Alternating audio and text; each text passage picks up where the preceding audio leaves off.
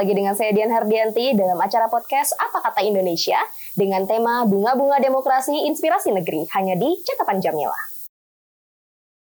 Oke, pemirsa IBC Media, mungkin pemirsa juga tahu bahwa Indonesia saat ini sedang menghadapi tahun politik, di mana para elit politik sekarang sedang warawiri sana-sini, mengunjungi partai A, mengunjungi partai B, saling merayu, saling melobi untuk membentuk sebuah koalisi, mengusung capres dan cawapres di Pilpres 2024. Nah, selain para elit politik atau para partai-partai politik juga hadir dan lahir para relawan, organ-organ relawan yang mendukung secara penuh capres dan cawapres untuk berada di Pilpres 2024. Nah, sekarang ini saya sudah bersama dengan Koordinator Nasional Go Anies Sirajuddin Abdul Wahab. Halo Pak. Halo Mbak Dian, assalamualaikum. Kabar? Waalaikumsalam warahmatullahi wabarakatuh. Alhamdulillah kabar baik.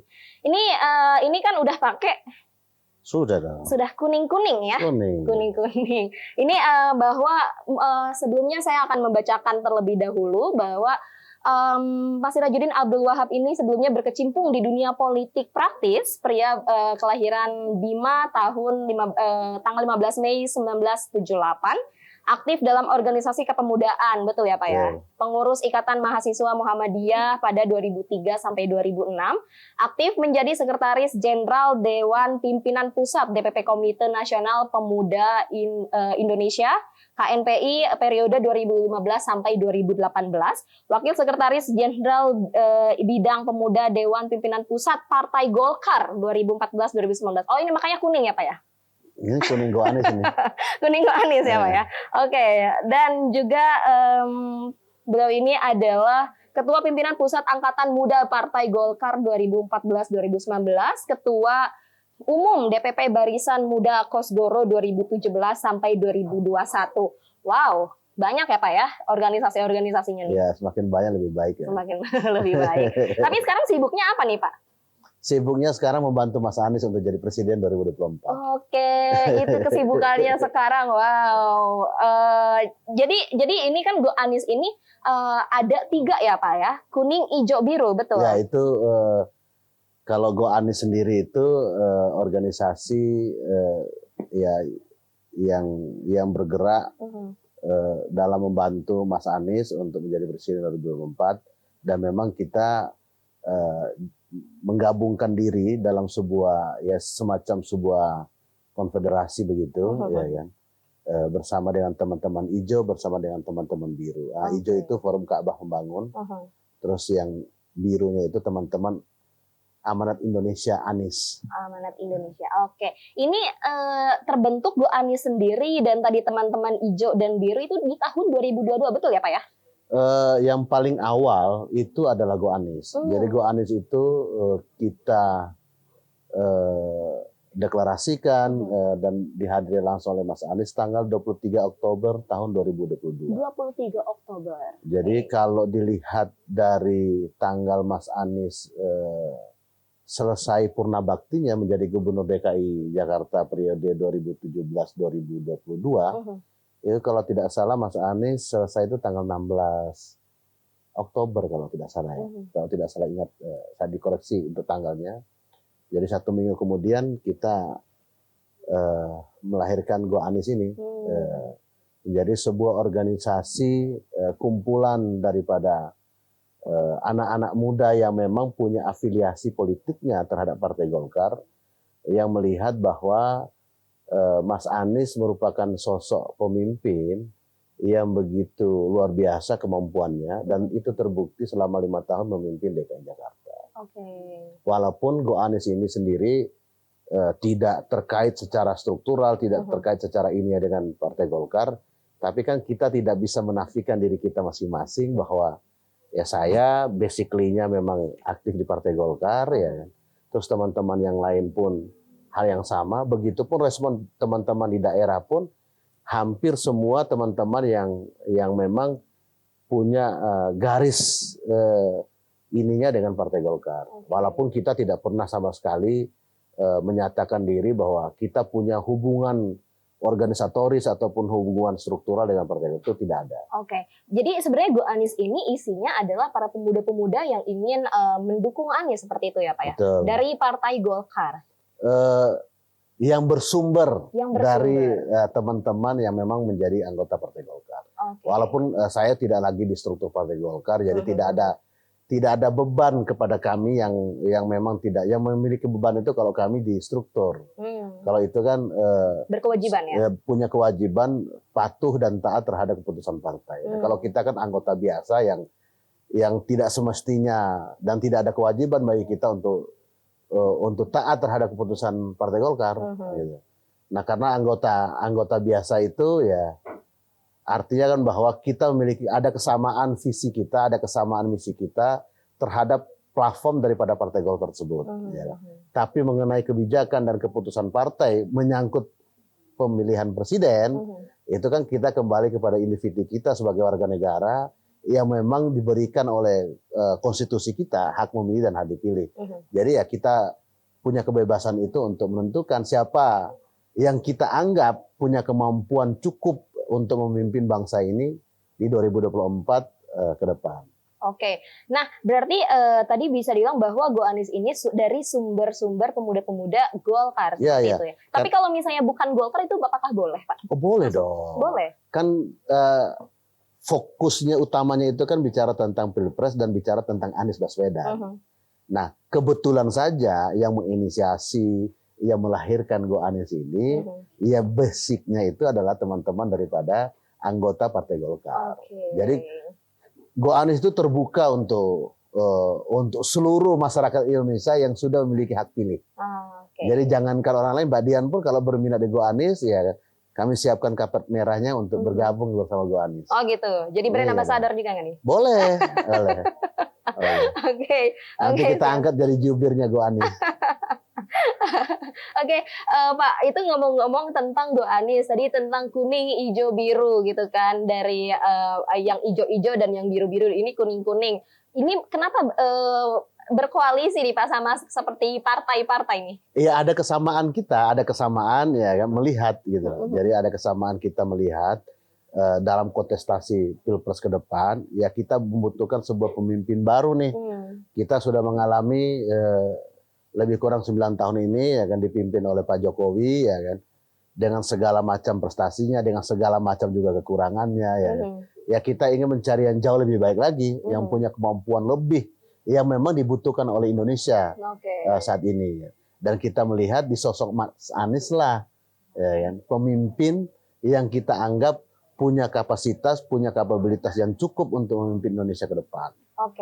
Berarti ini tidak dinaungi oleh partai manapun ya Pak ya? Memang pure bahwa orang-orang yang mau mendukung Anies Baswedan seperti itu? Oh iya, karena gini, pendekatan kita di Go Anies itu, ini kan berangkat daripada kumpulan personal teman-teman yang memang selama ini kita sudah berinteraksi lama ya, sama-sama di Golkar, sama-sama di kepengurusan, sama-sama berproses di dalam Partai Golkar. Jadi kita melihat fenomena kepemimpinan Indonesia di 2024 dengan melihat ke belakang bagaimana kepemimpinan Pak Jokowi dan segala macam. Jadi kita punya kesamaan pandangan, kita membutuhkan seorang pemimpin yang kuat, seorang pemimpin yang semua arah pikiran dan kebijakannya itu melalui pendekatan ilmu pengetahuan. Dan kita melihat Mas Anies merupakan sosok yang seperti itu. Dan itu terbukti selama 5 tahun memimpin DKI Jakarta. Nah terus yang kedua, dalam konteks Partai Golkar tadi, ya kan, kami memotret, kami melihat Golkar di tahun 2019 pada pemilu 2019, itu persentasi perolehan suaranya itu 17 juta. 17 juta sekian lah. Kalau dipresentasikan itu lebih kurang 12%. Nah, merujuk pada itu, kita membaca beberapa lembaga survei yang memotret bahwa berapa pemilih Partai Golkar yang memilih calon presiden. Ya kan, yang disurvei kan beberapa nama calon presiden. Nah, kami melihat cerukannya besar sekali tuh untuk Mas Anies. Tahun itu kami membaca survei di Februari 2022. Nah, kita melihat pemilih Golkar yang 19 juta yang memilih Anies Baswedan itu sebanyak 22%. Ini kan curukan yang besar nih, ya kan. Nah, kami berpikir dan kami melihat karena memang kami punya interest dalam konteks kepemimpinan ke depan yang kita lihat figurnya Mas Anies, ini sayang nih ada cerukan yang besar 22% itu, ya kan, ya dibaca daripada lembaga survei. Nah, harus ditampung nih aspirasinya, dibuat kanal untuk sebagai saluran. Karena kami membaca, kami melihat tidak mungkin secara institusional Partai Golkar akan mendukung Anies. Kan begitu. Nah, harus ditampung nih aspirasi, walaupun kita tetap berkomitmen persoalan pileg legislatif, kami tetap berkampanye untuk memilih Partai Golkar. Tapi dalam konteks presiden, ya kan, yang memiliki visi yang sama, yang memiliki keinginan yang sama, tujuan yang sama dengan kita, itu memilih Anies Baswedan menjadi presiden. Ini menarik nih karena dari amanat Indonesia aja itu dari kadernya dan salah satu kader PAN ya Pak ya, betul ya? Ya, yang memilih Anies untuk menjadi calon presiden. Ini menarik karena Indonesia berarti demokrasi Indonesia berjalan dengan baik kalau seperti ini dong ya. Punya hak tadi balik lagi punya hak konstitusional untuk memilih. Itulah pentingnya. Ini masukan juga sebagian juga kritik bagi semua partai ini, tidak hanya melihat Golkar secara saya sebagai anggota Partai Golkar, tapi ini penting bagi semua partai politik di dalam mengambil sebuah keputusan kebijakan itu tidak boleh mengabaikan apa sih yang ada aspirasi di bawah itu gitu. Jadi sehingga keputusan apapun yang ditelurkan oleh partai politik itu nggak boleh jauh dari semangat dan keinginan rakyat banyak. Jadi jangan sampai kebutuhan partai itu hanya 5 tahunan. Pada saat pemilu mereka datang membujuk-bujuk rakyat untuk memilih kamilah yang baik, kamilah yang layak memimpin, kamilah yang cukup memperjuangkan kepentingan rakyat dan segala macam. Tapi setelah pemilu putus tuh hubungan dengan rakyat. Ya, di saat mendekati pemilu lagi datang lagi ya.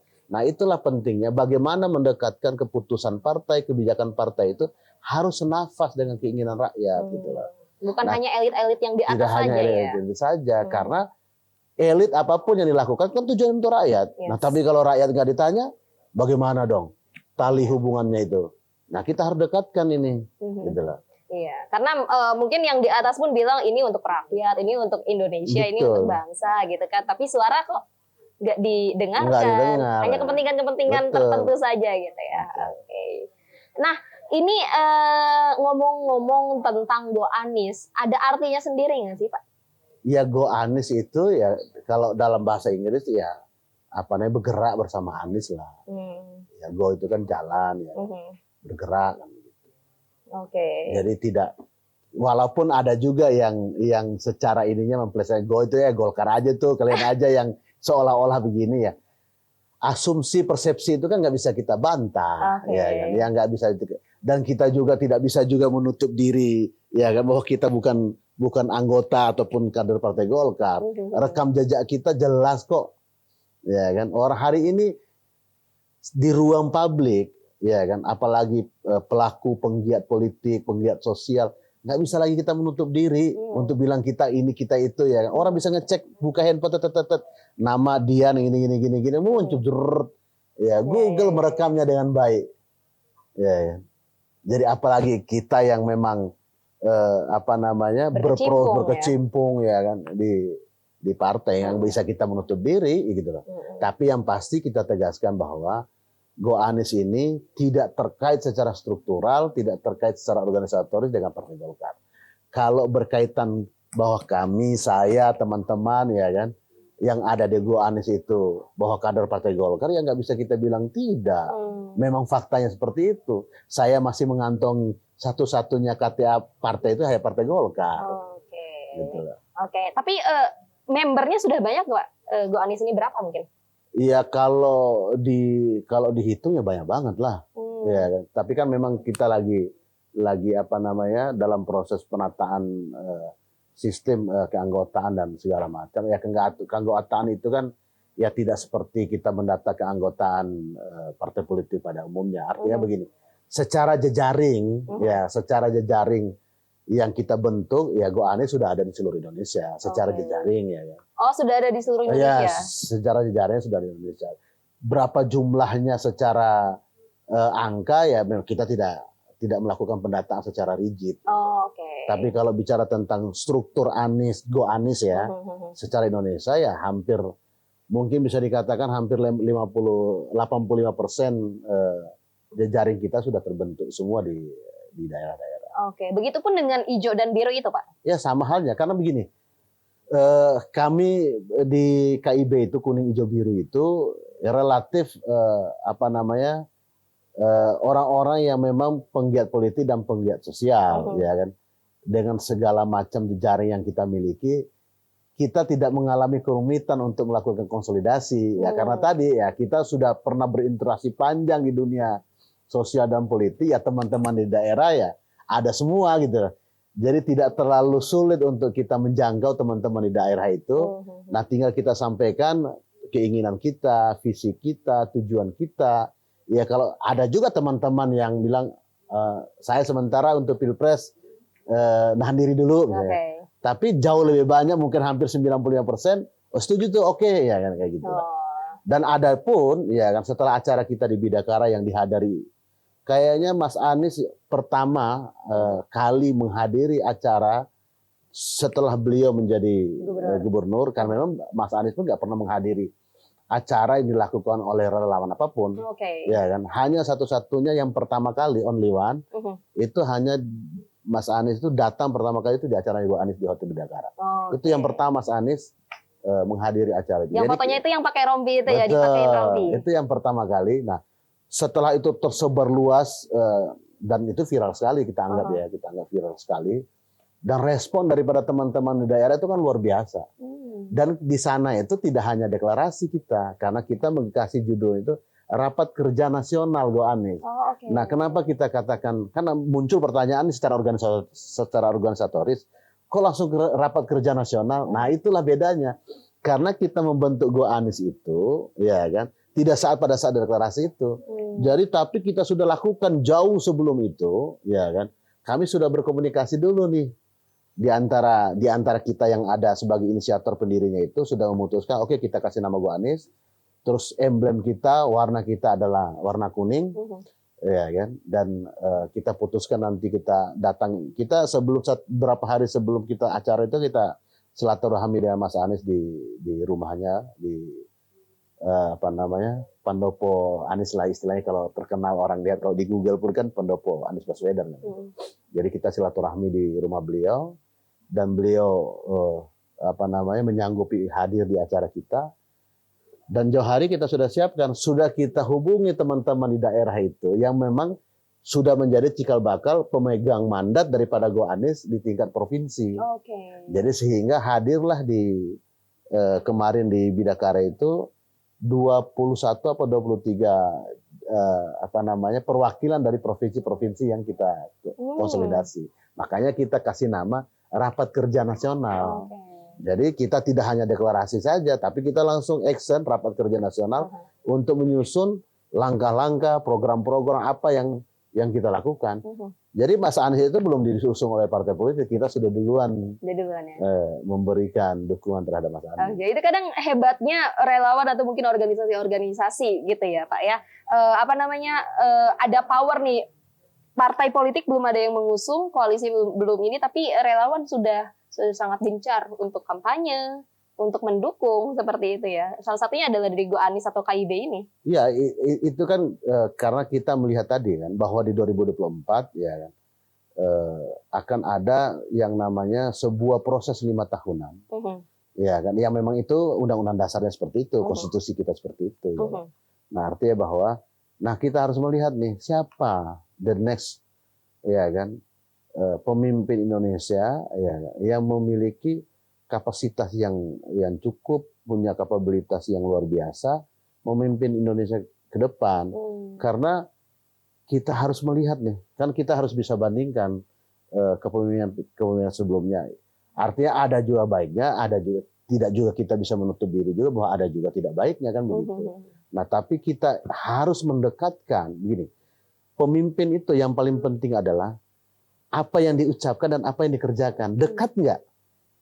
Nah, kita menilai Mas Anies ini dari apa yang dilakukan selama 5 tahun di Jakarta itu sangat sangat dekat sekali antara ucapan dan perbuatannya. Oke.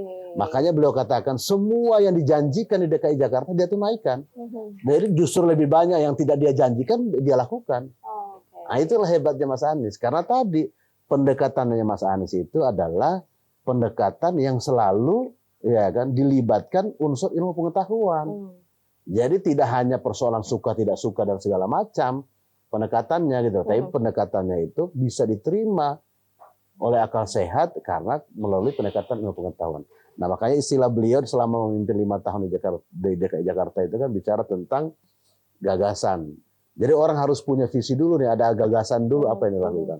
Nah, setelah gagasan ada ya kan beliau narasikan, beliau sampaikan, beliau ucapkan. Setelah itu bicara tentang karya. Nah, karya itulah apa yang beliau lakukan. Banyak sekali yang Mas Anies lakukan. Jadi sehingga apa yang diucapkan dan apa yang dikerjakan itu dekat gitu. Sinkron gitu. Sinkron gitu. Oke. Jadi kita tidak mau pemimpin itu apa yang diucapkan itu jauh daripada apa yang dilakukan gitu kan. Oke, siap. Itu tadi tentang terbentuknya Go Anies seperti apa, KIB seperti apa, seperti itu, dan ini udah lumayan seru Pak ya. Kita akan ngobrol-ngobrol lebih jauh lagi, tapi sebelum itu karena kan ini politik sedang bisa dibilang ini sedang panas ya, tahun politik juga, kita bisa minum dulu Pak. Boleh. Iya. Kadang Indonesia emang Jakarta khususnya ya, sekarang ini lagi panas-panasnya ya Pak ya. Iya nih, ya pemanasan global. Iya, sama aja kayak kondisi Indonesia. Iya. Politik. Tapi bukan berarti juga kamu dan saya berdekatan kan? Jadi panas. Gitu. Oke, tadi tentang Go Anies. Ini Go Anies sendiri mengusung Anies Baswedan sebagai calon presiden. Cawapresnya belum ada nih Pak. Ada kriterianya nggak sih dari Go Anies atau mungkin dari kuning hijau biru ini? Iya, kalau kriteria secara idealnya Mas Anies kan sudah sampaikan. Ya. Jadi itu bisa kita baca, bisa kita cari apa yang disampaikan oleh Mas Anies. Dan 3 partai politik yang mengusung Mas Anies ya, Nasdem, Demokrat dan PKS, ya, yang sudah terbentuk tim 8 itu, ya menghasilkan ada yang namanya piagam kesepakatan bersama itu. Nah, dari piagam itu salah satu poinnya adalah menyerahkan kepada Mas Anies sebagai calon presiden untuk menetapkan siapa yang menjadi pasangan wakil presidennya. Itu dalam konteks kesepakatan dari 3 partai politik pengusung. Ya kan, kami sesungguhnya karena relawan misalnya kayak Go Anies ini kan lahir karena Mas Anies. Ya kan. Jadi ya apapun yang diputuskan oleh Mas Anies ya kita ikut.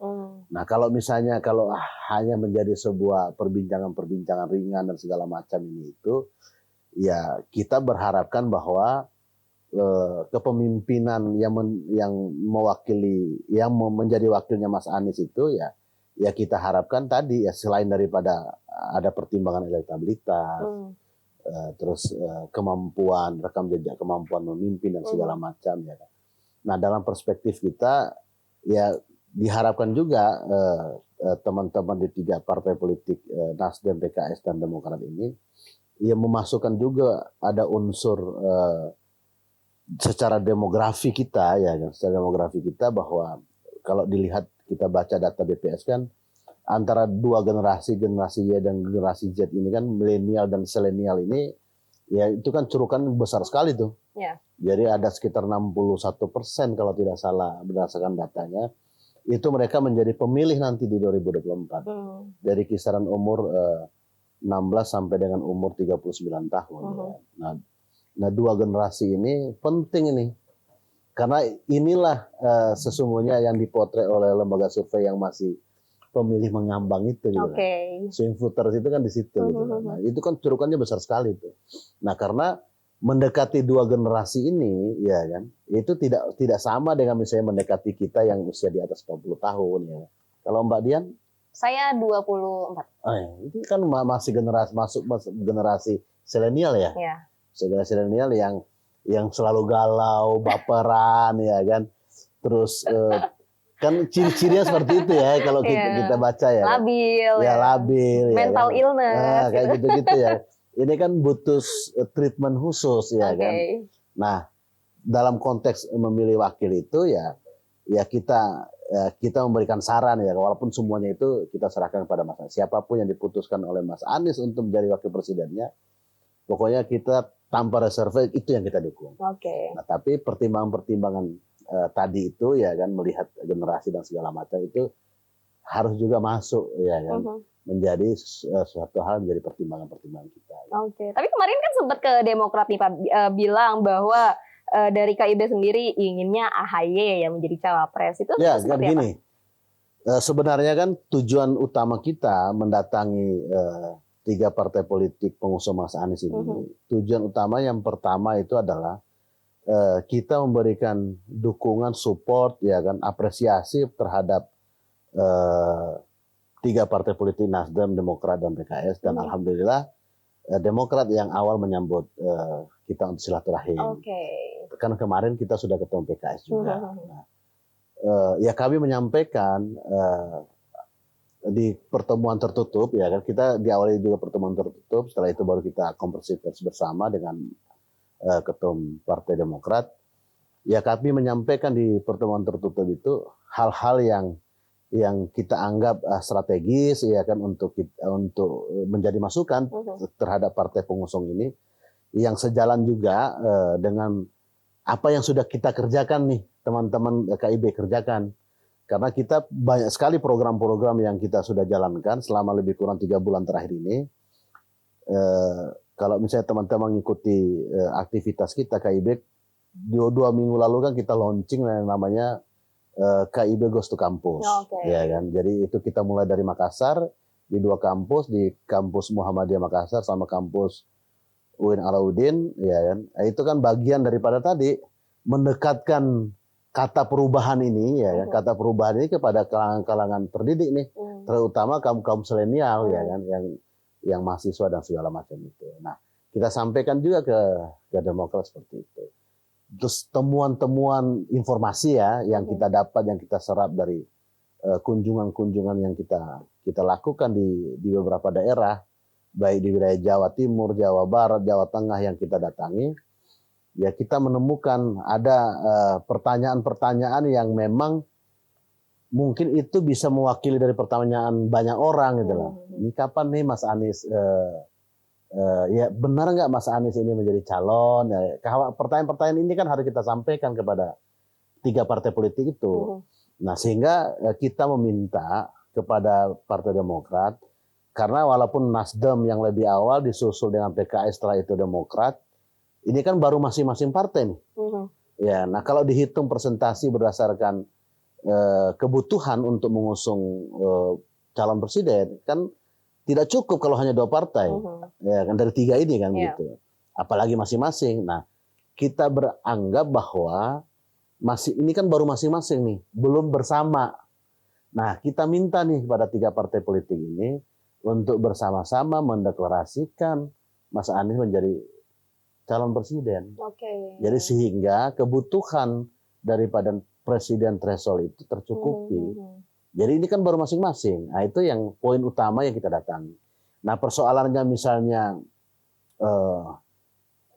ada yang disampaikan misalnya oleh ketum FKM ya kan, tentang calon presidennya misalnya Mas AHY ya kan tidak ada hal yang apa namanya, yang berbeda dalam artian ya itu hanya usulan biasa saja, tidak ada hal yang lebih daripada itu ya kan. Ya.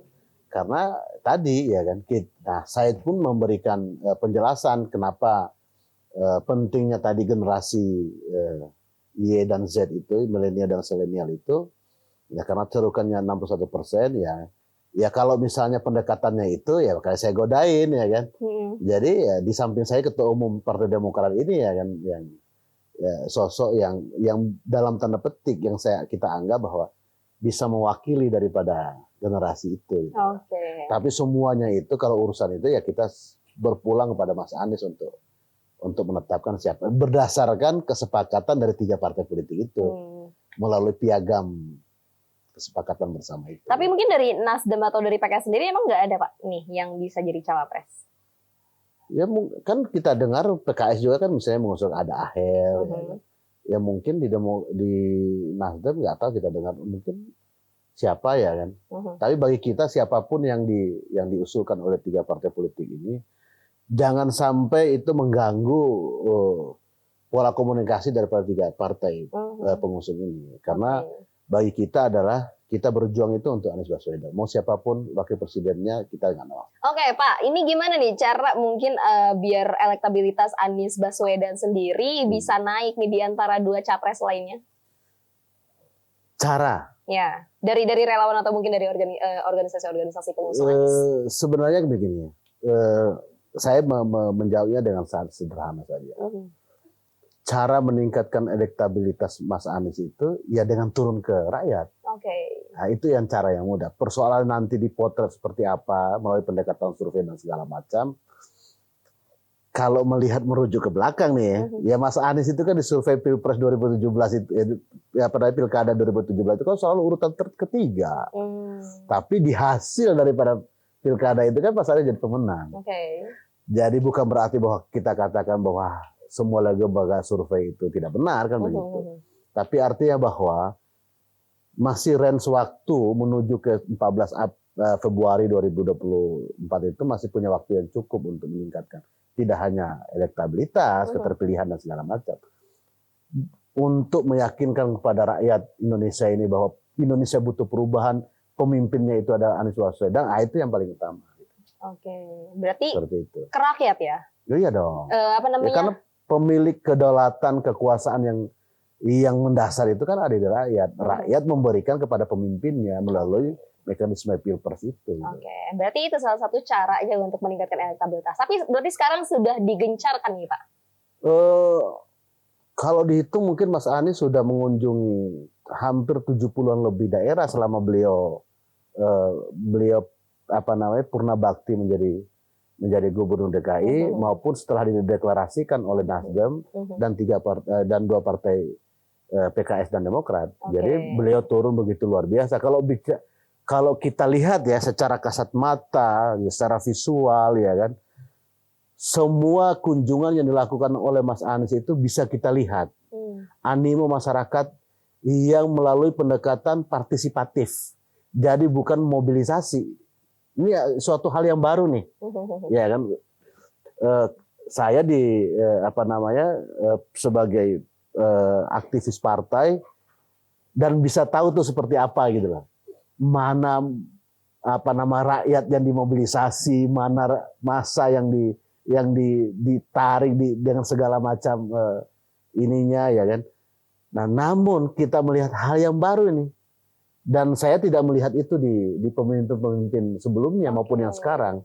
Di setiap kunjungan Mas Anies, di saat orang mendengar Mas Anies datang ke suatu daerah, ke suatu wilayah, itu berbondong-bondong dengan penuh kesadaran, kecintaannya terhadap Mas Anies. Orang datang bludak. Ya, itu adalah sebuah langkah positif nih. Kita melihat bahwa ada kecerahan, ada masa depan politik kita yang lebih bagus nih. Kalau Mas Anies nanti memimpin Indonesia, karena kita sudah bisa ya kan menggeser daripada politik mobilisasi menjadi politik partisipatif. Nah, ini yang penting. Kesadaran politik itulah yang sesungguhnya menjadi salah satu tujuan utama kita di dalam mencerdaskan rakyat itu. Bahwa memilih pemimpin itu bukan karena iming-iming dikasih sembako dan segala macam ya, tapi kesadaran akan sebuah perubahan, kesadaran terhadap siapa yang memimpin Indonesia itu yang lebih penting gitu. Nah, karena apa? Karena presiden itu adalah orang yang menentukan hajat hidup daripada rakyat Indonesia. Jadi salah memilih pemimpin, ya dampaknya terhadap peradaban kita gitu. Baik. Nih, tapi Pak Anies sendiri katanya bilang bahwa akan mengumumkan cawapres setelah pulang ibadah haji. Itu betul Pak? Itu bagaimana nih mungkin animo dari relawan organisasi dan lain-lain? Kalau itu pasti ya, karena kalau misalnya kita maknai habis pulang haji, ya udah pasti pulang haji. Tapi persoalannya kapan, ya kita berharap di bulan akhir Juni ataupun di awal Juli, kan pasti haji itu kan nanti istilahnya proses haji itu kan selesai di tanggal 29 misalnya gitu. Artinya ya kita berharap di bulan Juli ya kan. Juli ya Pak ya.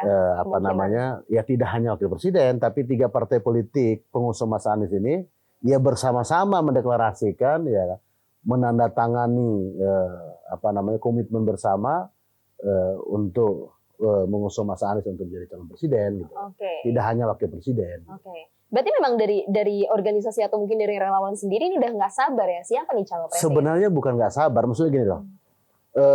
Kita harus melihat bukan nggak sabar terus, tapi kalau kita harus melihat ada potensi, ya kan. Jadi kalau lebih cepat, ya di luar daripada nanti ada kajian kenapa harus cepat dan kenapa harus menunggu, ya kan, dengan spend waktu tertentu dan segala macam, ya melihat sambil membaca dinamika politik lainnya dan segala macam. Namun dalam konteks kesempatan waktu kan jauh lebih bagus, ya kan. Jadi artinya bahwa Mas Anies sendiri sebagai calon presiden, 3 partai politik sudah ketemu dan sepakat menandatangani untuk mengusung Mas Anies menjadi calon presiden. Kan ini baru masing-masing nih.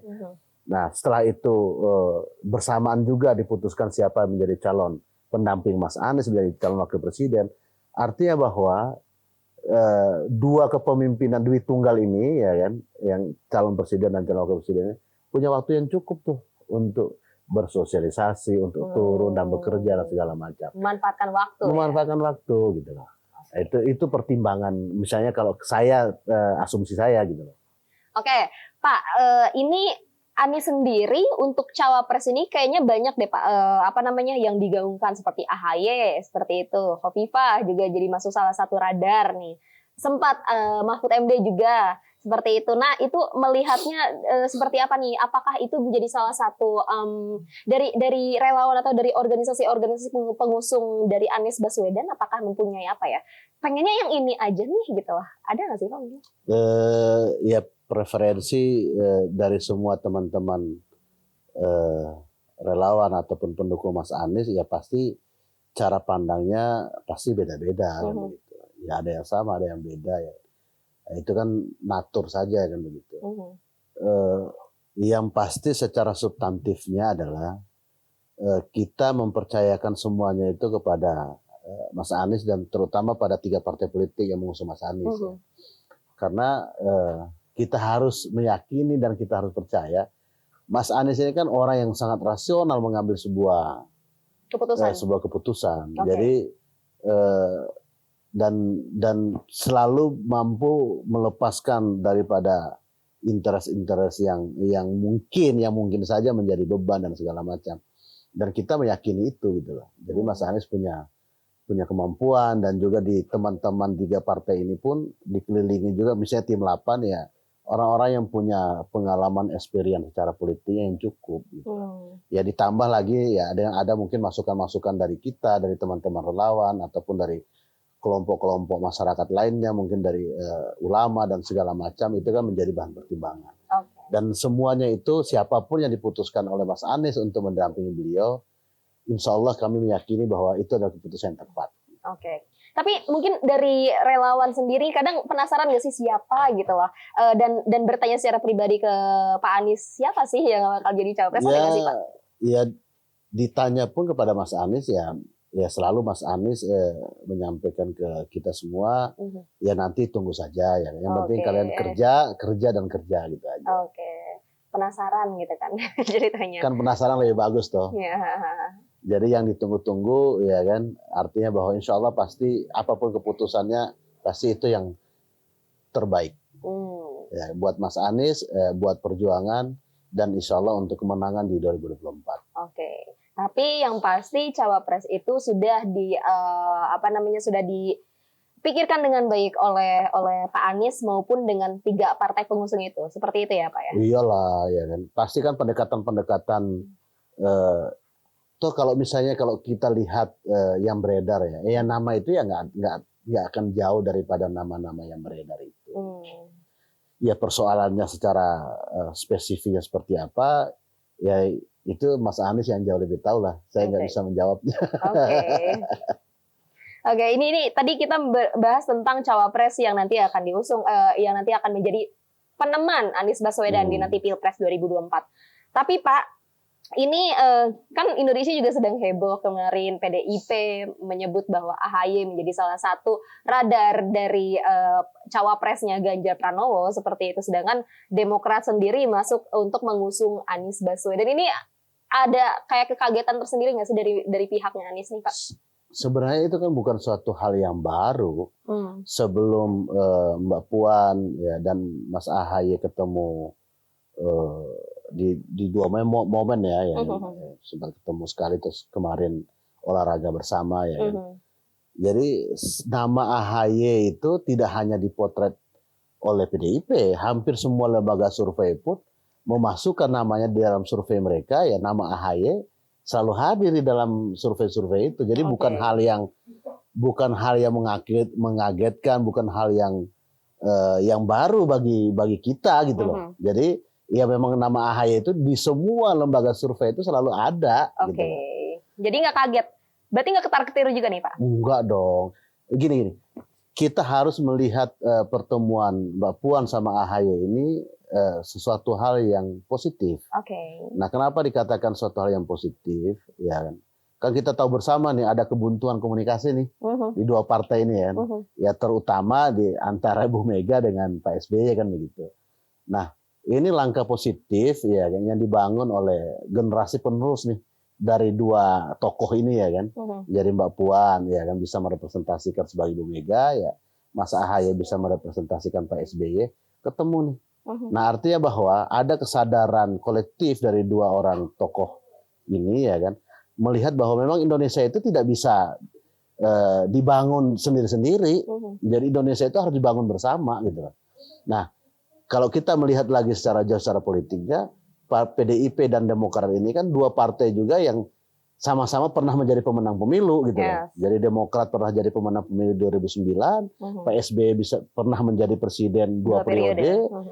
PDIP pun pernah menjadi pemenang pemilu, kemarin sudah pernah pemilu ya kan. Apakah nanti akan hat-trick ya kan? Ya, kita tidak tahu, kita lihat nanti hasil pemilunya kan begitu. Nah, Bu Mega pun pernah jadi presiden ya kan. Nah, dari kebuntuan yang kita lihat dari jauh ya kan, itu bagus ini dicairkan oleh dua Mbak Puan sama Mas AHY gitu loh. Nah, artinya bahwa kita membutuhkan pemimpin-pemimpin di partai politik ini yang punya kesadaran bersama di dalam membangun bangsa. Nah, kalau misalnya kita masukkan kepada wilayah saling menggoda antara koalisi ini dan koalisi ini ya kan.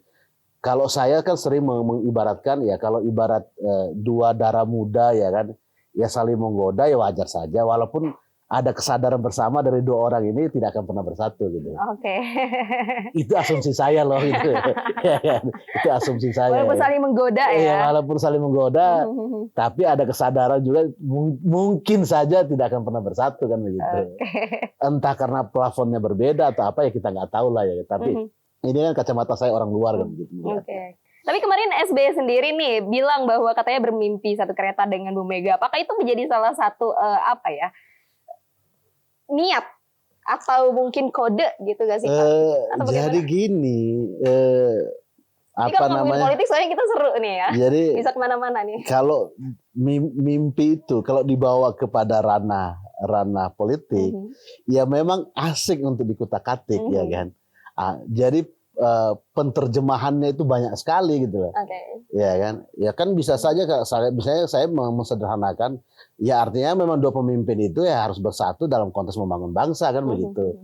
Jadi bukan berarti bahwa mimpi itu sebagai isyarah atau sebagai alamat untuk memberitahukan bahwa dua orang itu harus berkoalisi, kan tidak juga seperti itu kan gitu. Ya tergantung dalam perspektif siapa ya gitu melihatnya ya. Jadi kalau yang perspektifnya mengatakan bahwa mimpinya Pak SBY itu pertanda bahwa harus PDIP dan Demokrat berkoalisi ya pertanyaannya karena yang bermimpi adalah yang bersangkutan, ya artinya calon presidennya Puan dan AHY dan bukan Ganjar. Jadi makanya kalau dikutak-katik secara politik kan bisa saja bisa liar penerjemahannya itu gitu loh.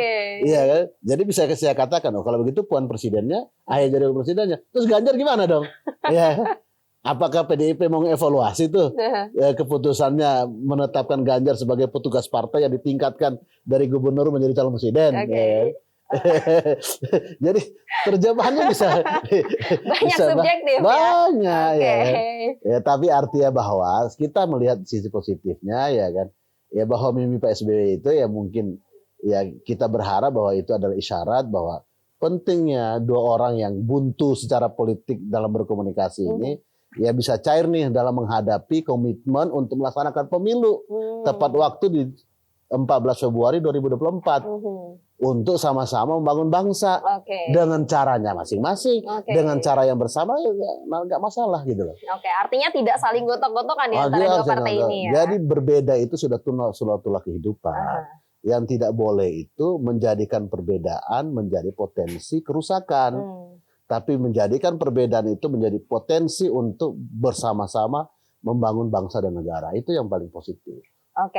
Nah Pak, tapi ini juga kemarin kan ada yang bilang bahwa dari salah satu kader, salah satu relawan bahwa katanya kalau misalnya Ganjar nih bertemu dengan Prabowo, pemilu sudah game over. Atau mungkin bisa nggak sih ada kemungkinan Anies dengan Prabowo bersatu? Anies dan Prabowo bersatu. Di politik ini kan tidak ada yang mutlak, ya kan? Tidak ada hal yang abadi, ya kan? Hari ini bisa kita lihat bahwa satu dia yang lain berbeda, gontok-gontokan, ya kan?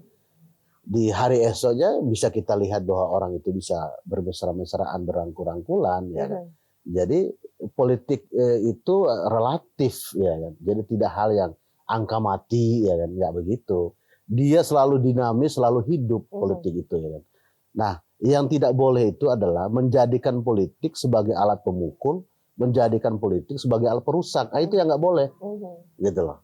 Jadi kalau tujuannya adalah politik itu, karena tujuan mulia kalau kita membaca literatur tentang bagaimana politik, semuanya isinya itu berbicara tentang membangun, isinya itu berbicara tentang peradaban, berbicara tentang kemajuan, gitu. Nah, tapi kalau tujuan politiknya adalah merusak, menjegal dan destruktif, itu yang tidak baik. Gitu. Apakah kemarin mungkin AHY yang digoda oleh PDIP dan sekarang banyak sekali berita-berita tentang Anies, apakah itu menjadi salah satu penjegalan Anies Baswedan agar tidak maju ke Pilpres 2024? Menurut Bapak seperti apa? Usaha dan upaya kalau kita menggunakan istilah penjagalan, ya pasti ada lah, kan nggak bisa kita menutup mata ada realitas seperti itu, ya kan. Tetapi yang pasti itu adalah harus sesuai dengan rule-nya. Jadi rule game-nya itu harus jelas gitu loh. Jadi tidak mengedepankan subjektivitas, tidak mengedepankan sesuatu hal yang melanggar dan segala macam. Yang namanya juga orang berupaya kan nggak bisa kita larang. Ya, tapi orang pun tidak boleh melarang juga orang berupaya juga untuk maju. Ya kan? Begitu. Nah, artinya bahwa ya kita meyakini, ya kan, terutama nih kalau bicara tentang penjagalan dan segala macam, substantifnya itu kan ada di 3 partai politik ini. Dan kita berharap 3 partai Nasdem, PKS dan Demokrat ini istiqomah, konsisten untuk mendukung Mas Anies. Jadi persoalan apapun tantangan dan hambatannya, kami meyakini kita bisa jalan walaupun jalan itu terjal.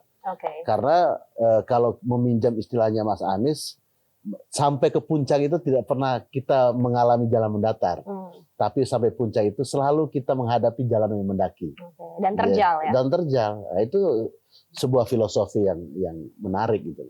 Tapi kemarin Pak sempat melihat bahwa publik ini kok Anies tuh hanya diusung ibaratnya sama Nasdem doang ya, sedangkan dua partai ini Demokrat dan juga PKS ini kayaknya agak labil atau masih belum 100% gitu mendukung Anies Baswedan. Ini melihat seperti apa Pak dari organisasi atau relawan? Karena begini, saya melihatnya dalam perspektif yang berbeda ya. Bukan berarti PKS, Demokrat, Mas Anies menghadiri juga kalau misalnya persoalan effort ya, dari dua misalnya Nasdem dan PKS tidak besar effortnya seperti Nasdem misalnya begitu. Itu juga pendapat yang bagi saya itu keliru. Karena di setiap momen, di setiap kegiatan yang dilakukan oleh Nasdem, yang dilakukan oleh Demokrat dan PKS, Mas Anies selalu hadir, selalu ikut. Ya. Artinya bahwa, nah persoalannya hari ini mungkin kita lihat dari belakang ini kan memang Nasdem kan sudah mulai mengurangi kan, ya, karena ada agenda nih yang di depan mata yang harus dijalankan oleh masing-masing partai. Tidak hanya 3 itu, semua partai politik yang menjadi kontestasi pemilu ini ya lagi sibuk nih nyusun caleg, ya kan, sipol dan segala macam kan gitu. Jadi punya agenda-agenda yang memang mereka harus fokus untuk itu, karena bicara tentang pemilu kan tidak hanya presiden, ya ada juga pemilu legislatif. Ya. Gitu. Tapi kita melihatnya kalau misalnya pertanyaan tadi, enggak, saya melihatnya sama aja. Jadi Demokrat juga kan setiap event, setiap apa ya kan, Mas Anies selalu hadir acaranya Demokrat. Begitupun acara PKS. Misalnya kemarin di Bogor kan, temu ini PKS hadir. Terus begitupun misalnya Mas Anies ada kegiatan Demokrat, diundang pasti hadir. Jadi tidak ada hal yang effortnya lebih besar Nasdem dan tidak. Persoalannya itu karena memang Nasdem lebih awal saja kan. Oke, karena kemarin pas KIB mengunjungi Demokrat juga AHY memberikan statement bahwa Demokrat tidak harus jadi cawapres kok.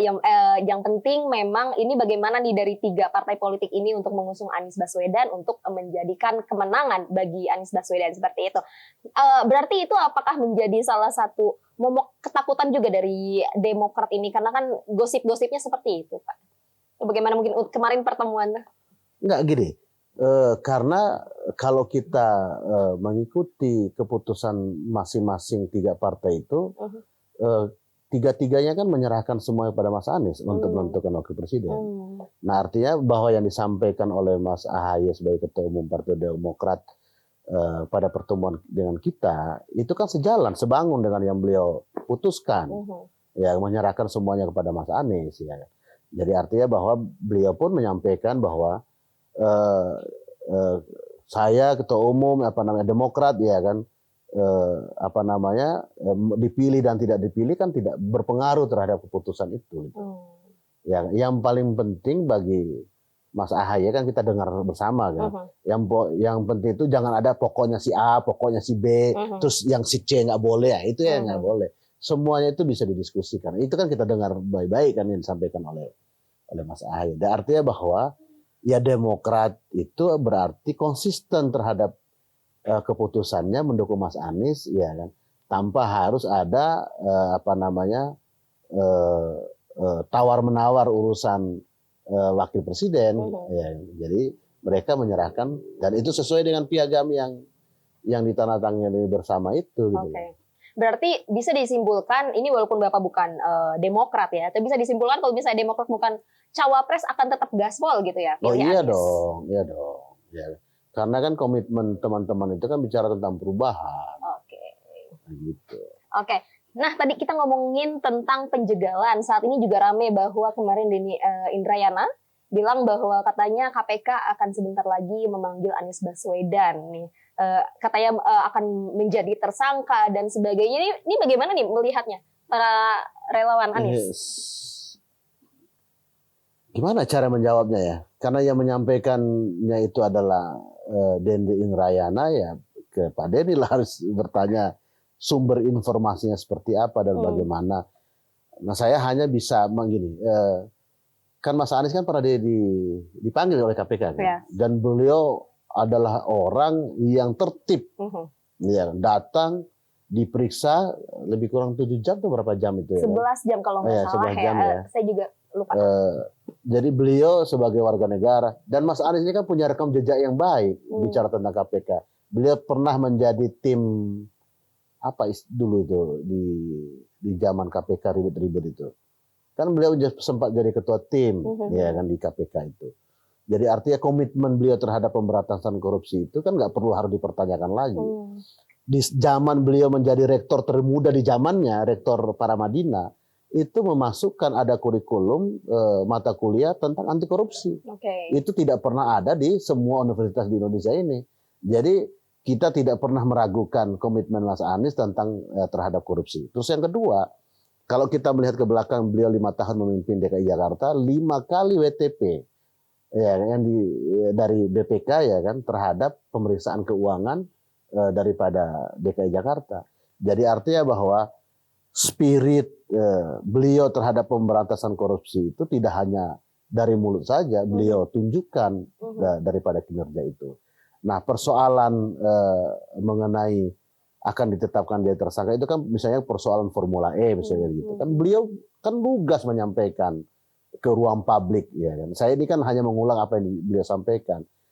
Kalau saya ada ya kan, ini ya dibuktikan ya kan.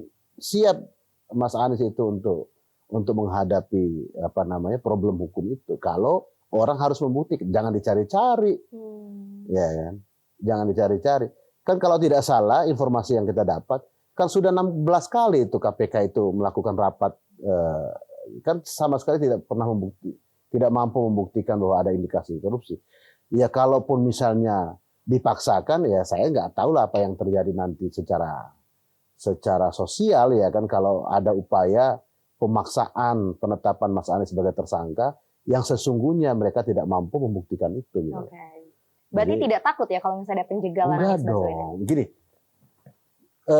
kata takut dan berani itu ya kan, jadi bukan menjadi sebuah penghalang bagi siapapun, apalagi seperti Mas Anies yang punya pengalaman panjang menghadapi tantangan dan hambatan terhadap hal-hal tersebut. Gitu.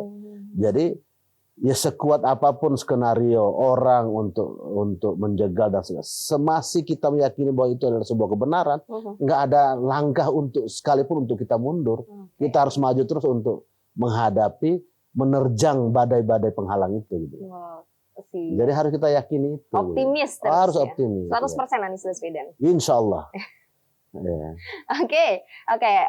Itu tadi karena kan sekarang mungkin banyak sekali publik sendiri bertanya-tanya ini Anies Baswedan seperti apa, lagi kemarin Denny Indrayana bilang bahwa nanti katanya sebentar lagi KPK akan memanggil Anies Baswedan sebagai tersangka seperti itu. Nah, publik juga menyadari bahwa apakah ini jadi penjegalan Anies Baswedan agar tidak bisa maju sebagai Pilpres 2024. Ditambah tadi kan Demokrat dirayu-rayu oleh PDIP gitu. Nah, dan hanya kelihatan bahwa di 3 partai pengusung hanya satu saja yang semangat gitu loh untuk mendukung Anies. Itu mungkin jadi salah satu pertanyaan-pertanyaan yang sudah dijawab oleh Pak Sirajudin ini ya, pemirsa. Dan Pak, ini kalau misalnya saya kan suka ngelihat di Instagram nih ya, komentar-komentar tentang Anies Baswedan, entah itu berita-berita yang positif ataupun negatif gitu.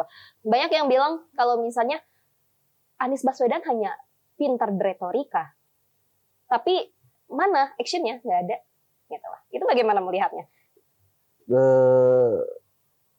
Gini, kalau misalnya ada orang menyampaikan seperti itu, kita harus bisa menjawabnya itu secara rekam jejak, dan itu selalu Mas Anies sampaikan di ruang di mana saja. Gitu. Jadi misalnya pemimpin itu memang penting untuk berkata-kata. Bagaimana pemimpin kalau tidak mampu berkata-kata? Ya kan? Jadi kalau pemimpin tidak mampu berkata-kata, terus bagaimana kita mengetahui bahwa pemimpin itu punya ide, punya gagasan, kalau dia tidak mampu menguraikannya dengan kata-kata? Nah, karena cerminan kata-kata itu adalah cerminan daripada apa yang ada di dalam isi kepalanya. Jadi kalau pemimpin tidak mampu berkata-kata, justru kita pertanyakan, ada nggak isi kepalanya? Kan begitu. Nah, berkaitan dengan pertanyaan itu, ya kan, kami justru kita harus melihat semua yang disampaikan oleh Mas Anies dengan kata-katanya itu dia buktikan, ya kan, selama dia memimpin DKI Jakarta selama 5 tahun. Semua yang dijanjikan oleh Mas Anies dia wujudkan. Coba bisa kita cek. Kan bicara tentang janji Mas Anies itu kan tidak perlu harus kita karang-karang. Semua pasti terekam dengan baik di Google. Ya kan, bisa kita cek, bisa kita cross check dan cek lagi apa yang dijanjikan oleh Mas Anies. Semua yang diucapkan melalui janji politiknya pada saat maju menjadi calon gubernur DKI Jakarta, alhamdulillah 5 tahun Mas Anies tuntaskan semua janji itu. Jadi justru banyak sekali yang tidak pernah disampaikan tapi dilakukan oleh Mas Anies. Contoh, ya kan kita kan nggak pernah lihat Mas Anies itu mengglorifikasikan segala sesuatu hal itu sebagaimana pemimpin-pemimpin lain, ya kan. Mas Anies membangun misalnya lebih 400 lebih taman di DKI Jakarta ini, ya kan. Kalau istilah Mas Anies, kita jalan 900 meter di Jakarta ini kita ketemu taman. Itu dilakukan oleh Mas Anies. 400 lebih taman dibangun oleh Mas Anies. Yang diistilahkan beliau itu menjadi ruang ketiga. Ya kan? Nah, ruang ketiga itu menciptakan kesetaraan. Kan kita nggak pernah, walaupun kata ruang ketiga itu sering kita dengar, tapi secara konsepsi, secara uraian seperti apa ruang ketiga sehingga muncul ada kata setara itu kan baru hari ini kita tahu secara ininya, detailnya seperti apa itu ruang ketiga, seperti apa kata kesetaraan itu kata-kata Mas Anies itu, ya kan? Itu yang pertama. Nah terus yang kedua, misalnya Mas Anies hanya pintar berkata-kata, ya memang dia harus pintar berkata-kata karena sesuai dengan apa yang kecerdasan di dalam pikirannya, ya kan? Makanya beliau selama 5 tahun menjadi gubernur DKI Jakarta. 3 konsep besar yang disampaikan oleh Mas Anies. Ya, bicara tentang gagasan, bicara tentang narasi, bicara tentang karya. Jadi gagasan itu kan bicara tentang ide. Nah, ide itu harus dijalankan dengan narasi, harus diucapkan. Masa ide itu gak bisa diucapkan? Ya kan? Nah, itulah yang dilakukan oleh Mas Anies. Nah, setelah itu ditindaklanjuti dengan dengan narasi, diucapkan kata-kata dan segala macam. Dari idenya, terus karya. Dia wujudkan dengan kerja nyata. Ya kan? Misalnya contoh, kan itu kan tidak ada itu diberitakan. Misalnya ada gereja di Jakarta ini lebih kurang misalnya 40 tahun, lebih kurang 40 tahun ya kan. Tidak dikeluarkan izinnya. Di zaman Mas Anies dibereskan, dikeluarkan izinnya. Mas Anies nggak mengglorifikasi kan? Seperti itu. Tadi 400 taman. Misalnya taman ini Ecopark Tebet ini, ya kan itu dapat penghargaan dari Singapura itu, ya kan. Terus merubah dari konsep garden taman menjadi park, ya kan. Itu kan saya pun baru mengetahuinya secara detail, ya kan. Nah selama ini kan selalu ditulis di taman itu dilarang menginjak rumput, misalnya gitu kan. Jadi Mas Anies merubah konsepnya itu, ya kan. Jadi rumput itu walaupun bisa kita tanam kembali, tapi yang substantifnya itu bahwa park ataupun taman itu dijadikan ruang ketiga untuk orang bertemu. Misalnya kan kita dari sini kan hanya paling nggak nyampe sekilo kali ke taman Tebet itu ya. Ya kan bisa kita lihat tuh animo masyarakat dari mana-mana datang, orang bisa ketemu. Kita tidak melihat pangkat jabatannya, warna kulit, orang bisa ketemu, bisa berinteraksi, ya kan. Ya kalau bahasa muda orang bisa silaturahim di situ walaupun nggak saling kenal, ya kan. Jadi itu kan suatu hal yang luar biasa, ada ruang ketiga ya bagi masyarakat Jakarta. Tidak hanya masyarakat Jakarta kok yang datang lihat Tebet Ecopark itu kan, ya. Jadi orang-orang di luar Jakarta pun datang lihat yang dilakukan oleh Mas Anies. Jadi pemimpin itu penting berkata-kata. Yang paling penting berkata-kata itu harus sesuai dengan isi kepalanya, ada idenya, ada gagasannya, ya kan. Terus bagaimana kalau pemimpin tidak mampu berkata-kata, ya kan? Misalnya kalau kita merujuk pada misalnya pembukaan Undang-Undang Dasar, mencerdaskan kehidupan bangsa. Lo gimana caranya kita mencerdaskan kehidupan bangsa kalau kita tidak menyampaikan yang kata-kata? Apakah orang mengajar harus dengan mulut terdiam, tertutup, ya kan? Itu kan semua kata-kata. Jadi bagian daripada mencerdaskan kehidupan bangsa itu perlu kata-kata, tapi kata-kata itu bersumber daripada gagasan dan pikirannya. Seperti itu. Terus bagaimana lagi misalnya tentang hubungan internasional, kan itu kata-kata semua itu, ya kan? Dan Mas Anies buktikan itu. Makanya Mas Anies selalu katakan, ya kan, kalau saya diajak lomba untuk berlari, saya tidak mampu, ya kan. Tapi kalau saya diajak untuk menyampaikan pikiran, menyampaikan gagasan, ya kan, itu saya siap menghadapinya. Gitu. Terjawab sudah pemirsa. Kalau misalnya dari pendukungan di sini bahwa kalau misalnya ada yang bilang Anies Baswedan hanya jago beretorika tapi nggak ada actionnya, sudah dijelaskan. Iya dong. Bisa kita lihat jadi kita tidak perlu mengarang-arang yang dilakukan oleh Mas Anies itu. Nggak perlu kita mengarang-arang seperti apa Mas Anies. Kita bisa buktikan semua. Apa yang beliau janjikan, beliau laksanakan di Jakarta. Semua janji-janji politik Mas Anies sebelum masuk pada kontestasi pilkada, Mas Anies semua wujudkan. Jadi tidak hanya dibuktikan. Dibuktikan. Jadi, Ada buktinya jadi ya. kalau istilah kita itu antara kata dan perbuatannya itu dekat. Nah, itulah Mas Anies Baswedan. Oke. Oke, itu dia pemirsa. karena banyak sekali yang saya temukan gitu kan di media sosial seperti itu. Ya makanya Mas Anies selalu bilang begini. Jadi kalau ada misalnya orang yang memburuk-burukan kita ya segala macam itu. Ya kita menjawabnya itu sederhana. Kalau bisa dibuktikan ya kan, tunjukkan di mana buktinya. Kan begitu. Misalnya apa misalnya coba Mbak Dian lihat apa sih misalnya saya orang bicara berkata-kata saya udah jawab kan. Jadi kata-kata itu penting. Bagaimana rakyat bisa mengetahui apa yang akan dilakukan oleh pemimpin kalau tidak melalui kata-kata? Ya. Kan begitu. Terus misalnya omong doang misalnya begitu. Di mana omong doangnya Mas Anies? Semua yang dijanjikan dia wujudkan dan dia sampaikan, dia narasikan. Ya. Apakah itu omong doang? Ya. Kata-kata itu penting. Jadi tidak mungkin kita bisa meyakinkan rakyat, tidak mungkin kita bisa membangun relasi, ya kan? Kita ini kan tidak hanya ber-Indonesia, tapi kita ini kan hidup di dunia global, yang hari ini tidak ada batasnya. Semuanya itu hubungan itu bukan saling diam-diaman. Terus gimana kalau saling diam-diaman? Gimana bisa saling suka kalau saling diam-diam? Kan harus berkata-kata. Lewat lirikan mata aja nggak cukup ya? Nggak cukup, harus dengan kata-kata gimana. Jadi tesis yang mengatakan bahwa Mas Anies itu hanya pintar kata-kata itu gugur dengan sendirinya. Penting. Oke, Pak, ini Anies Baswedan tadi kan kita berbicara tentang penjagalan-penjagalannya gitu ya. Ini Anies Baswedan juga terkenal dengan politik identitas.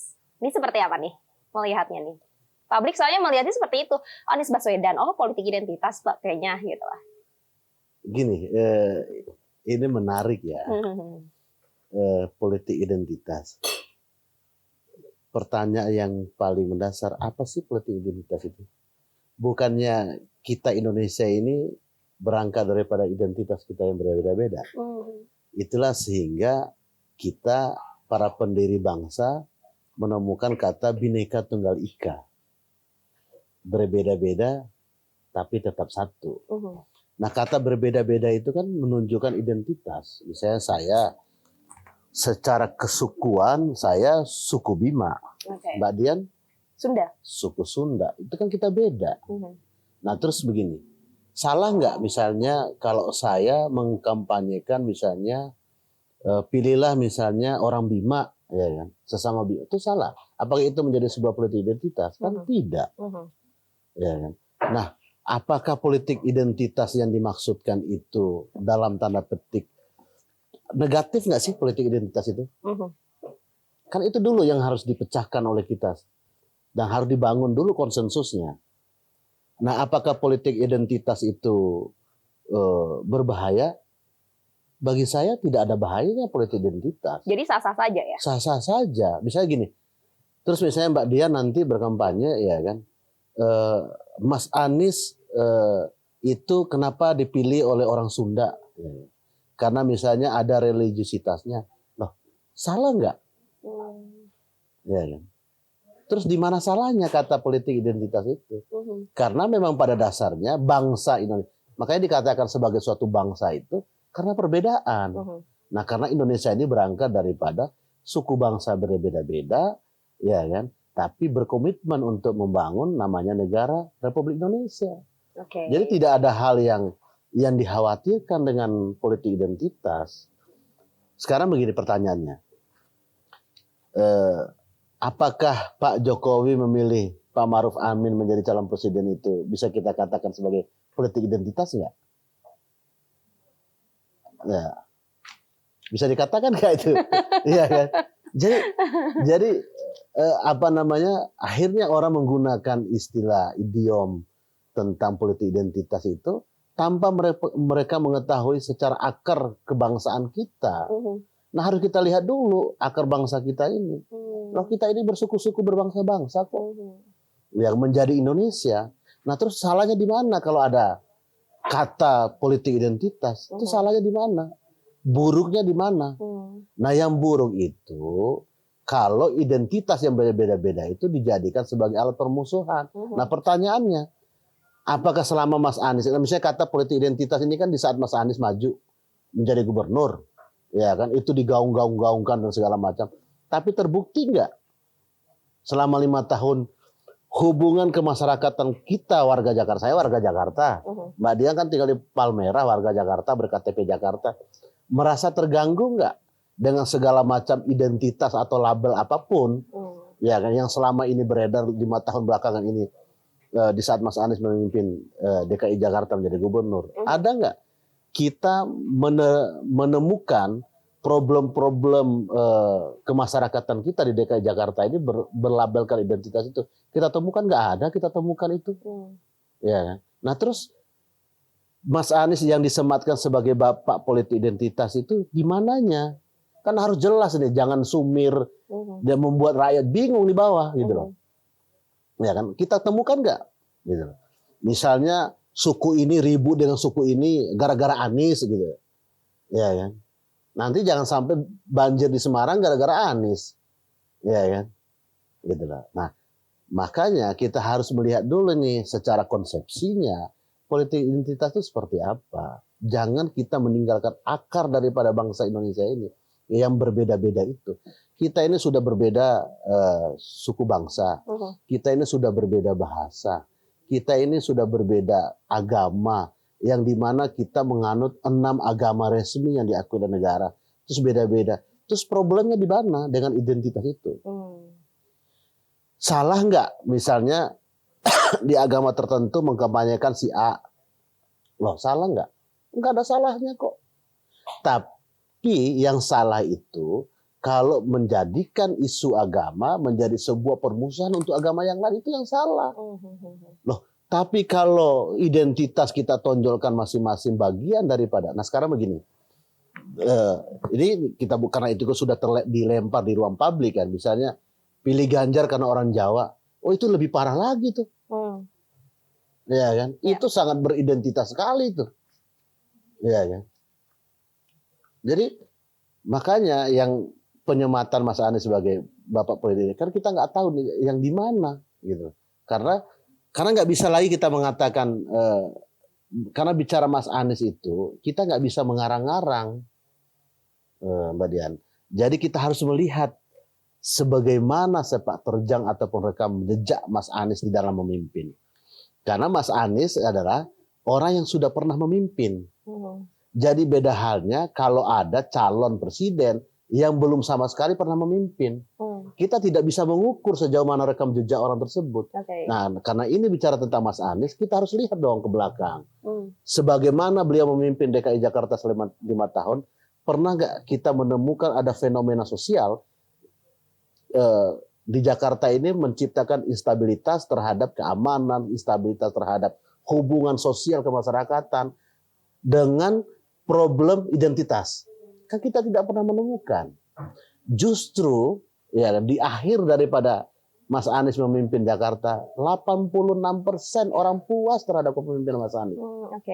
Ya kan? Itu disurvei oleh luar negeri, malah dari Singapura. Datanya seperti itu. SMRC pun mensurvei itu tentang kepuasan warga Jakarta terhadap pemimpin Mas Anies. Enggak ada orang puas sampai di angka 85, di atas 85%. Nah, artinya bahwa semua yang dialamat kepada Mas Anies tentang politik identitas itu gugur dengan sendirinya. Artinya yang menyebutkan, yang mengucapkan itu, dia sendiri yang harus menghapus ucapannya itu. Jadi kecuali bisa dibuktikan ada fakta, ada kejadian, ada fenomena sosialnya, ya kan, bahwa politik identitas itu menjadi akar masalah, menjadi keributan, menjadi problem-problem sosial yang dihadapi oleh kita selama 5 tahun Jakarta. Nah, faktanya 5 tahun kita enjoy, ya kan. Justru hal-hal yang fenomena-fenomena baru di dalam pembangunan Jakarta bisa kita lihat yang dilakukan Mas Anies. Mas Anies mengintegrasikan transportasi, orang dari ujung timur mau ke ujung selatan dengan sekali bayar orang sampai ke selatan. Ya, artinya bahwa Mas Anies mampu, ya kan, mendekatkan jarak tempuh, ya kan, orang dari timur sampai ke orang dari selatan, ya kan, orang dari utara tembus sampai ke barat. Jadi mengintegrasikan transportasi itu kan bagian daripada orang bisa bersatu dengan segala macam identitasnya dengan transportasi, kan begitu. Oke. Jadi banyak hal kok yang dilakukan oleh Mas Anies. Oke. Ini tadi kita berbicara tentang politik identitas, penjegalan Anies Baswedan untuk menjadi presiden di pemilu 2024 seperti itu. Pertanyaannya adalah kenapa ya? Kok bisa seperti itu? Banyak sekali nih halang rintang yang di depan Anies Baswedan ini seperti apa, Pak? Jadi itu sederhana saja untuk kita jawab. Kalau Mas Anies itu bukan biasa-biasa saja, ya ngapain orang harus pusingin? Sampai ada bilang mau cawe-cawe lah segala macam ya kan. Ya kalau biasa-biasa aja buka aja lapangannya bertanding. Kita besok pun siap untuk bertanding kok. Nggak perlu harus tunggu 14 Februari. Istilahnya begitu loh, ibaratnya begitu. Siap banget ya. Siap dong ya kan. Jadi artinya bahwa ada hal yang luar biasa dong terhadap Anies Baswedan ini. Sehingga harus orang mencari segala macam cara untuk menjegal Mas Anies ini bisa masuk di dalam pertarungan Pilpres 2024. Kalau biasa-biasa saja, ya kan, harusnya orang nggak usah pusing-pusing, nggak usah harus cawe-cawe dong, ya kan. Kalau dianggap biasa saja ya kan. Oke. Ini kan Anies Baswedan sendiri kan masuk ke dalam oposisi seperti itu kan ya. Ini kan yang maju rezim seperti itu. Nah, apakah itu jadi ya udahlah oposisi nggak usah ikutan gitu? Apakah seperti itu nih gambarannya, Pak? Gini, oposisi itu di dalam sistem presidensial kita itu penting kehadirannya. Karena kalau tidak ada oposisi, tidak ada check and balances. Jadi insya Allah Mas Anies bila terpilih 2024, ya kan, akan jauh lebih sehat juga kita berdemokrasi. Karena Mas Anies, ya kan, orang yang memahami bagaimana yang namanya perbedaan itu, ya kan. Karena itu sudah sunatullah kehidupan kita, ya kan. Orang yang berbeda itu, jangankan bicara tentang politik kebangsaan, jangankan kita bicara tentang politik kenegaraan. Loh dalam kita satu keluarga saya berbeda-beda kok pikirannya dan segala macam. Itu sudah sunatullah kehidupan. Jadi tidak bisa kita bunuh yang namanya oposisi itu. Oposisi itu penting sebagai pengingat kita. Loh. Itulah di dalam teori oligarki. Kalau tidak ada yang mengingatkan kita, kecenderungan, ya kan, yang memimpin itu zolim, ya kan. Kalau tidak ada yang mengingatkan kita, itulah fungsinya, fungsi kontrol itu. Gitu loh. Nah, yang tidak boleh itu adalah bahwa orang yang mendengungkan perbedaan, yang mendengungkan yang namanya oposisi berbeda dengan itu, ya kan, dianggap musuh. Nah. Orang yang berbeda itu adalah teman berpikir kita, ya kan, bukan musuh bagi kita. Nah, itu keliru kalau kita menganggap bahwa oposisi itu menjadi problem di dalam kehidupan kita berdemokrasi. Justru penting adanya oposisi itu. Jadi kalau tidak ada oposisi itu siapa yang mengingatkan pemimpin itu di dalam membangun bangsa? Apakah kita meyakini bahwa yang dilakukan oleh pemimpin itu semuanya benar? Kan tidak. Dan akhirnya jalan berdemokrasi ini jadinya timpang ya kalau misalnya tidak ada oposisi. Iya dong, ya. Penting itu beroposisi. Jangankan di dalam, seperti saya katakan, jangan kita bicara tentang kebangsaan kita, di dalam rumah tangga saja, ya kan. Jadi kalau tidak ada yang saling mengingatkan, ya kan. Jadi mengelola rumah tangga pun itu semau-maunya dong, gitu loh. Jadi itulah penting, apalagi kita berbangsa dan bernegara. Kalau tidak ada yang mengingatkan, kalau tidak ada yang mengkritisi, ya kan, itu siapa yang mengingatkan arah perjalanan bangsa itu? Itulah pentingnya hadirnya sebuah oposisi di dalam perjalanan pemerintahan kapanpun. Gitu. Baik. Sangat seru sekali pemirsa. Apalagi kalau kita ngomongin tentang politik sangat dinamis, kita nggak tahu ini juga masih belum tahu arahnya kemana ya semua partai politik ini dan masih tebak-tebakan kita sendiri. Kadang bahkan nih publik sendiri masih terkaget-kaget dengan apa yang dilakukan oleh para partai politik, para elit-elit politik seperti apa. Oke, Pak, ini tadi kita ngomongin Anies, Bapak kan backgroundnya adalah Partai Golkar. Ini nggak mau merayu nih Partai Golkar untuk ikutan gitu? Sebenarnya Golkar itu nggak usah dirayu. Kalau Golkar itu paham terhadap doktrin Partai Golkar itu adalah karya kekaryaan menjadi sebuah ideologi partai, ya kan, pendekatannya karya. Ya Anies Baswedan itu adalah sebuah partner yang tepat bagi Partai Golkar. Harusnya perlihatnya seperti itu. Karena pendekatan Mas Anies itu adalah pendekatannya ada karya. Itu sama ruhnya dengan semangat Partai Golkar. Namanya juga golongan karya, orang yang bekerja. ya golongan yang orang yang berkarya, orang yang berbuat, ya itu yang dilakukan oleh Mas Anies. Makanya di DKI Jakarta beliau tadi saya mengulangnya ya kan, ada gagasan, ada narasi, ada karya. Itu sama spiritnya itu dengan Partai Golkar. Kalau melihat daripada itu, ya kan, sejatinya itu Golkar itu harusnya mendukungnya Mas Anies. Sejatinya. Gitu. Sejatinya kalau dilihat daripada platform daripada Partai Golkar. Ya kan Golkar kan selalu mengenal dengan istilah karya kekaryaan. Gitu loh. Tapi dilihat ya kalau itu biar teman-teman di Golkar lah yang jauh lebih pas untuk menjawabnya. Ya, saya hanya menyampaikan secara substantif daripada Partai Golkar. Ya kan, kalau bicara tentang ruh daripada pemimpin yang hari ini kita lihat kita potret 3 orang itu. Nah, dilihat daripada plafon daripada Partai Golkar, visi misi Partai Golkar ya kan. Seperti apa ya kan?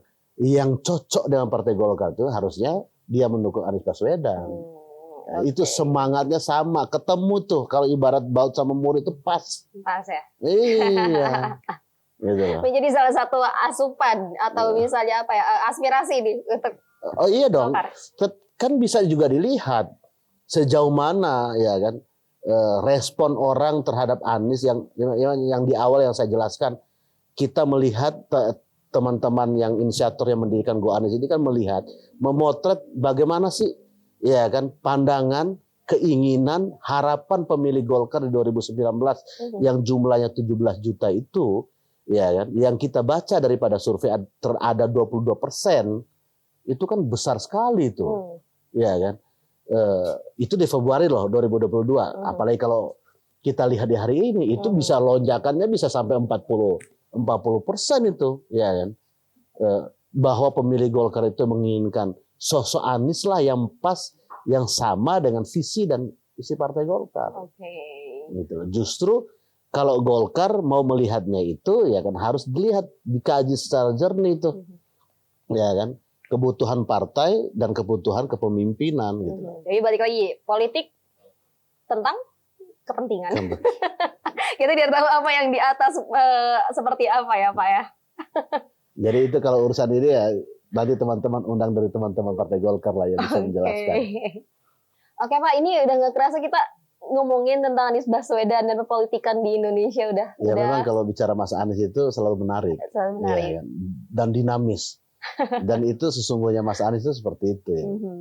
Jadi nggak cukup waktu 1 jam kita bicara tentang Mas Anies itu. Karena mungkin ini bisa jadi lebih dari 1 jam ya kita ngomongin tentang politik ini. Oke, tapi Pak sebelum closing nih, apa yang ingin disampaikan untuk pemirsa? Ya, yang pasti kami menyampaikan kepada pemirsa ABC, ya saya juga ucap terima kasih sudah undang di podcast pada hari ini.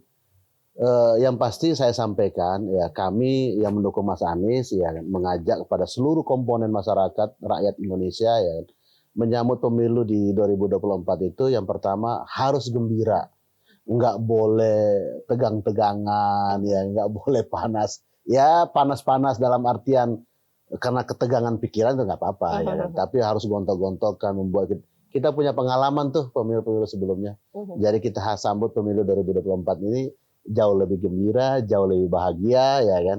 Dan kita bisa menghasilkan pemimpin yang memang punya komitmen tinggi dan personality, punya kapabilitas, punya kapasitas, punya kemampuan, ide, gagasan, ya, dan punya kemampuan kata-kata. Penting itu punya kemampuan kata-kata sehingga rakyat bisa tahu tuh apa yang ada di dalam pikiran pemimpinnya.